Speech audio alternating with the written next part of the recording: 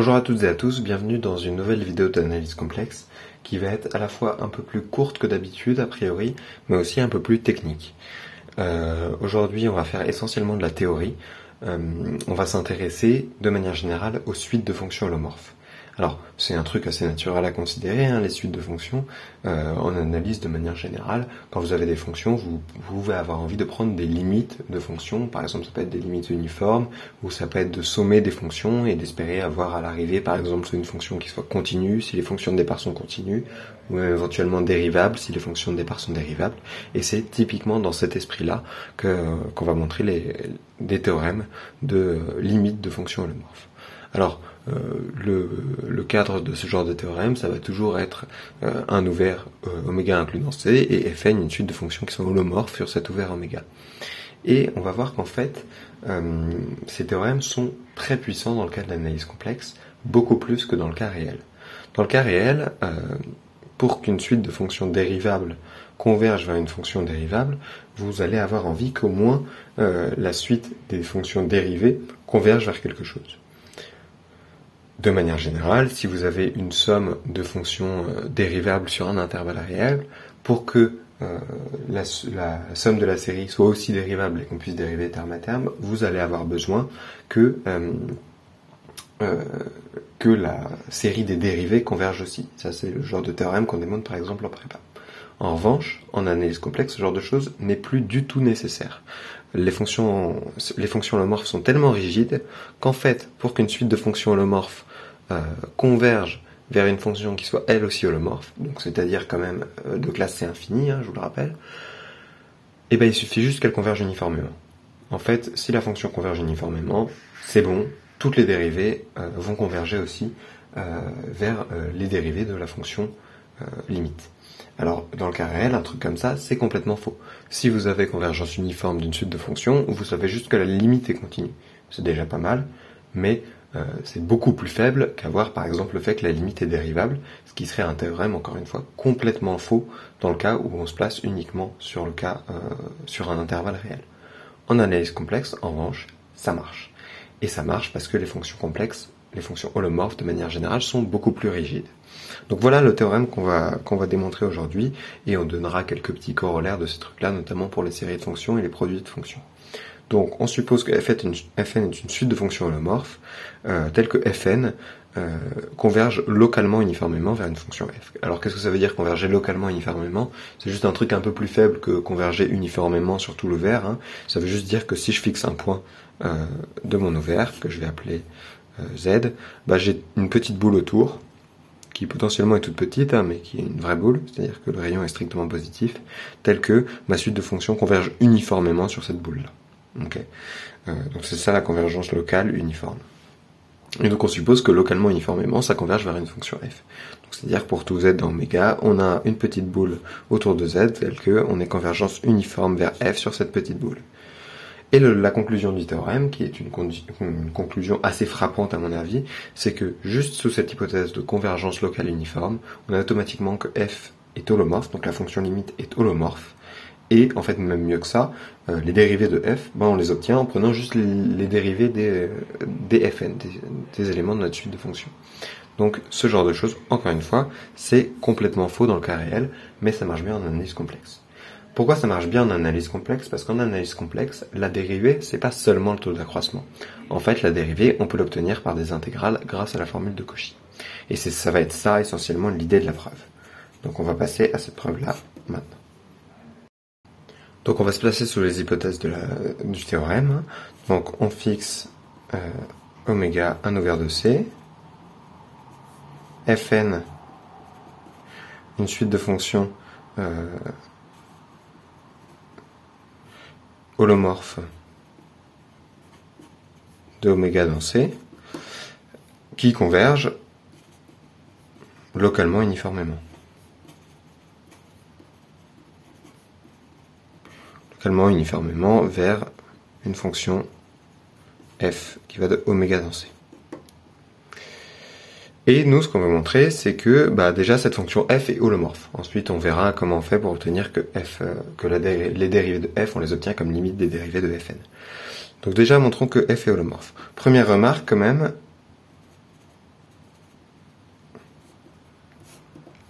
f est localement une limite uniforme de fonction continue.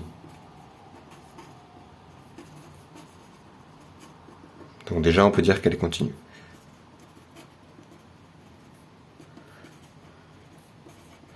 Et ça, c'est juste les théorèmes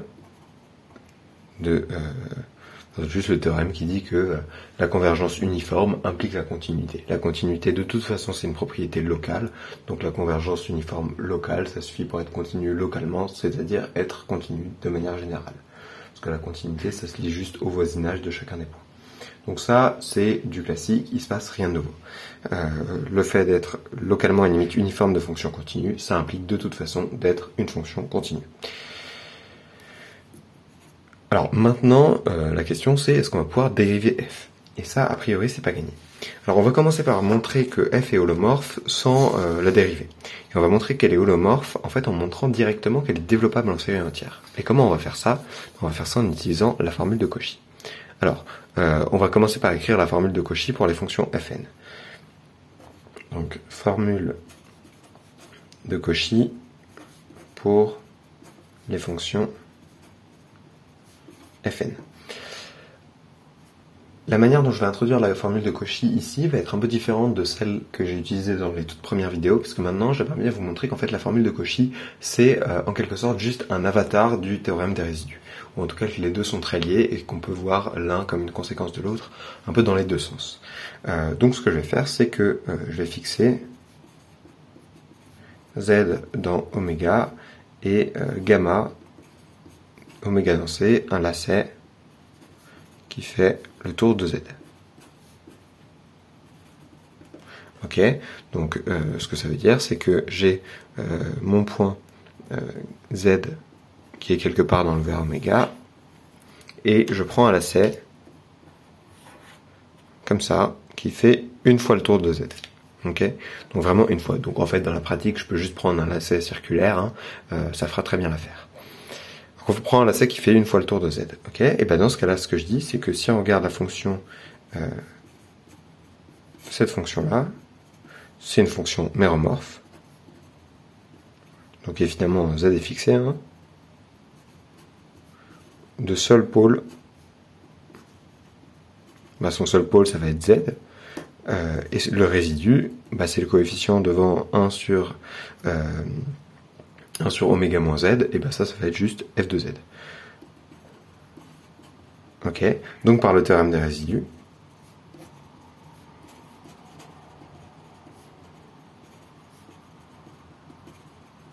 on a que l'intégrale le long du chemin gamma de f de oméga sur oméga moins z d oméga, cette chose-là, c'est 2i fois le résidu en question, qui est f de z, fois l'indice, alors, indice du chemin gamma par rapport au point z, et sous réserve que z ait été pris à l'intérieur du chemin gamma et que le chemin de gamma fasse un tour autour du point z, ce truc-là, ça va juste faire 1. Ok, et donc dans ce cas-là, on a bien, alors juste ici c'est fn, depuis le début, excusez-moi, et donc on a bien que fn de z est égal à 1 sur 2 pi i fois l'intégrale le long de gamma de fn de oméga sur oméga moins z, d oméga. Et ça c'est valable pour tout n dans grand N. Ok, donc on a bien une formule de Cauchy, et ça en fait, bah, si vous explicitez les choses en prenant gamma un chemin circulaire, vous retombez exactement sur la formule de Cauchy qu'on avait utilisée au tout début. Donc en fait les deux sont très très similaires. Maintenant, le truc c'est qu'on sait que la suite de fonctions fn, elle converge localement uniformément vers f, et donc on va pouvoir passer à la limite sous l'intégrale en utilisant la convergence uniforme locale pour obtenir exactement la même formule pour f. Donc comment on va faire ça? Donc par convergence uniforme locale, donc je vais pas écrire comme ça parce que c'est idiot, donc par convergence locale uniforme, comme ça c'est plus propre, il existe R strictement positif tel que la suite de fonctions fn converge uniformément sur la boule centrée en Z et de rayon R. Ok, donc on prend gamma contenu dans cette boule. Ok, donc quitte à prendre un chemin gamma tout petit autour de z, on peut faire ça. Contenu dans ce disque BZR. Ok. Et donc dans ce cas-là, par convergence uniforme, on peut passer à la limite sous l'intégrale. Et donc on obtient que l'intégrale de fn de oméga sur oméga moins z d oméga, cette chose-là, ça tend vers l'intégrale de long de gamma de f de oméga sur oméga moins z d oméga. Ok.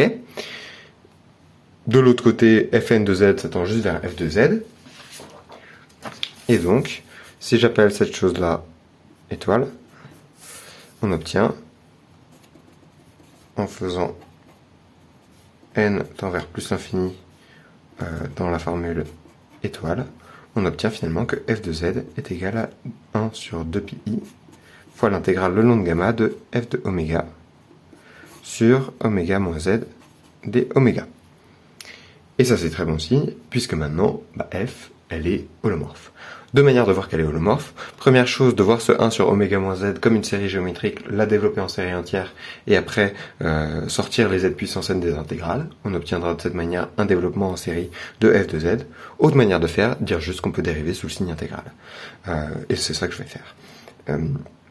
Donc ce qu'on peut dire, c'est que le chemin gamma est contenu dans un compact. De oméga. Ok, en fait, juste l'image du chemin est un compact de oméga de toute façon. Donc, on peut dériver sous le signe intégral. Pourquoi on peut dériver sous le signe intégral? Parce qu'il faut dominer les dérivés. Ok, mais juste comme on est sur un compact, on peut dominer par des constantes. Puisqu'on aura affaire juste à des fonctions continues sur des compacts. Donc, il n'y a pas de problème de ce côté-là. Il suffit de dominer f par une constante. Le oméga moins z, on peut localement le dominer quand z varie. Donc, on peut bien dériver sur le signe intégral. Ce genre de détails, je vous le laisse en exercice. Donc on peut dériver sous le signe intégral. Et on obtient que f est dérivable, donc c'est-à-dire holomorphe en fait, avec f' de z qui va être égal à 1 sur 2pi fois l'intégrale le long de gamma de f de oméga. Donc là, attention, je dérive par rapport à la variable z. Et donc, je dérive 1 sur oméga moins z. Donc, ça me fait du oméga moins z carré en bas. J'ai dérivé par rapport à la variable z. Ok. En fait, de manière générale, on peut même dériver k fois sous l'intégrale.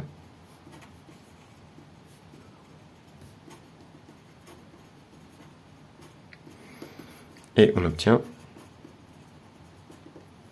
Qu'est-ce qu'on obtient? On obtient que f dérivé k fois de z, c'est égal à 1 sur 2pi fois l'intégrale de f de oméga sur oméga moins z. Et ce truc-là, je le dérive k fois, donc je prends une puissance k et je sors un k factoriel. Une fois que j'ai dérivé k fois, je vous laisse vérifier ce détail. Et donc en fait, on obtient que f est sans problème de classe C infini. De toute façon, elle est dérivable, donc holomorphe, donc de classe C infini. Et maintenant la question c'est, est-ce que ces choses-là, c'est bien les limites des dérivés des fn? Et la réponse c'est oui, parce que cette formule-là, elle reste vraie pour les fn. Cette formule reste vraie pour les fn, parce que les fn c'est des fonctions holomorphes, donc la formule de Cauchy est vraie. Donc on a fn dérivé k fois de z, c'est égal à k factoriel sur 2pi fois l'intégrale le long du chemin gamma de f de oméga sur oméga moins z puissance k. Ici, c'est des fn. Et ça, c'est valable pour tout k. Pareil pour celle-là, pour tout k dans n. Manifestement, cette intégrale-là, elle tend vers cette intégrale-là, encore une fois par convergence uniforme de fn vers f sur la boule de centre z et de rayon r, puisque le chemin gamma, il est contenu dans cette boule. Donc, par convergence uniforme, on va dire CVU de Fn sur la boule de centre Z et de rayon R, on a que l'intégrale, donc là j'utilise le théorème de limite sous l'intégrale, qui dit juste que si on a convergence uniforme, alors les limites passent sous l'intégrale.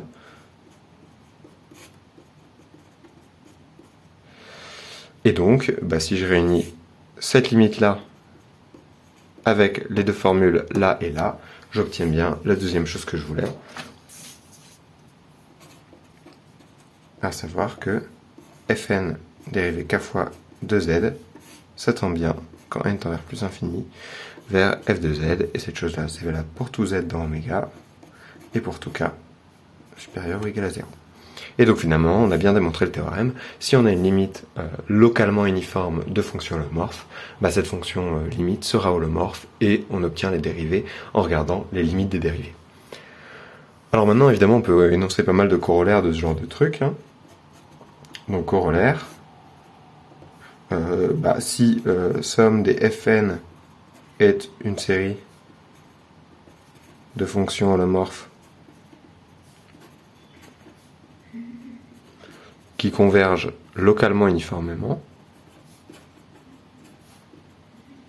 Donc, qu'est-ce que ça veut dire, converger localement uniformément? Ça veut dire que la suite des sommes partielles converge localement uniformément. Alors, la fonction somme, donc somme des fn, est holomorphe, et ses dérivés s'obtiennent évidemment en dérivant terme à terme. Alors comment on démontre ça? Juste on applique le théorème précédent à la suite des sommes partielles de la série. Exactement la même chose. Et donc ça nous permettra évidemment de considérer des séries de fonctions holomorphes qui sont des choses qui pourront être très utiles de manière générale puisque ça nous arrive assez souvent en analyse de sommer des fonctions. Un autre truc qui change pas mal du cas réel, ou en tout cas qui se fait moins dans le cas réel, c'est l'idée de remplacer le symbole sigma ici par un symbole de produit. Donc ça c'est le premier corollaire. Deuxième corollaire, si produit des fn est un produit infini de fonctions holomorphes,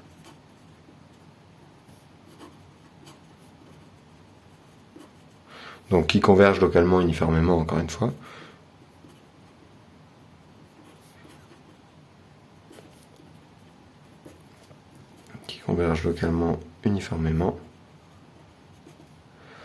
alors la limite est holomorphe.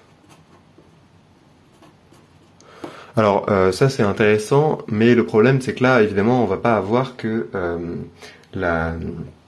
la dérivée du produit, ça va pas être le produit des dérivés, parce que si j'essaie d'appliquer le résultat au produit partiel, je vais avoir que la dérivée du produit partiel, ça va être une énorme somme avec des f' et puis des f dans tous les sens que j'obtiens en fait en dérivant, en utilisant la formule du produit pour dériver. Donc dans ce cas-là, on n'a pas d'équivalent sur le fait que la fonction finale, on n'obtient pas ses dérivés aussi facilement que ça. On pourra quand même toujours dire que en utilisant toujours le même théorème, on pourra toujours dire que la dérivée de la fonction produit, ce sera la limite des produits partiels, des dérivés des produits partiels. Les dérivés des produits partiels qui ne sont pas égales aux produits partiels des dérivés, il faut faire attention à ça.